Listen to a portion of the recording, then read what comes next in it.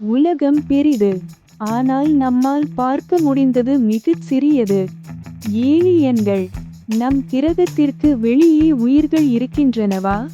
இது பல ஆண்டுகளாக மக்கள் மனதில் ஓடிக்கொண்டிருக்கும் கேள்வி. அதிகபட்சம் UFO காணப்படும் இடம் அமெரிக்கா.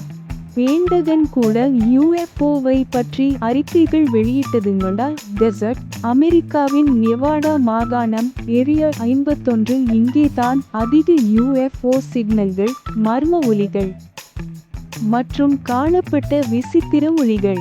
ஏன் அமெரிக்காவிலேயே அதிகம் காணப்படுகிறது? அமெரிக்கா பல விண்வெளி ஆய்வுகளை ரகசியமாக நடத்தும் நாடு. பல டெஸ்ட் மிஷன்கள் இங்கே நடக்கின்றன. அதனால் மக்கள், ஒளிப்படங்கள், வீடியோக்கள், ரிப்போர்ட்ஸ் அதிகம்.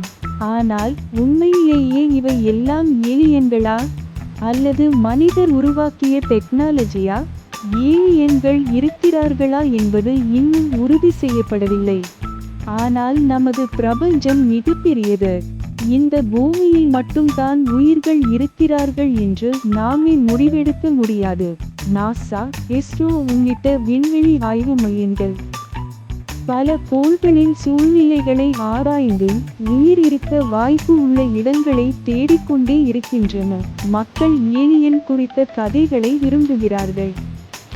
ஏனெனில் அது மர்மம், அதிசயம், பயம், ஆர்வம் எல்லாம் கலந்த ஒன்று. நீங்கள் என்ன நம்புகிறீர்கள்? ஏலியன்கள் உண்மையா? கமெண்டில் தெரிவிக்கவும்.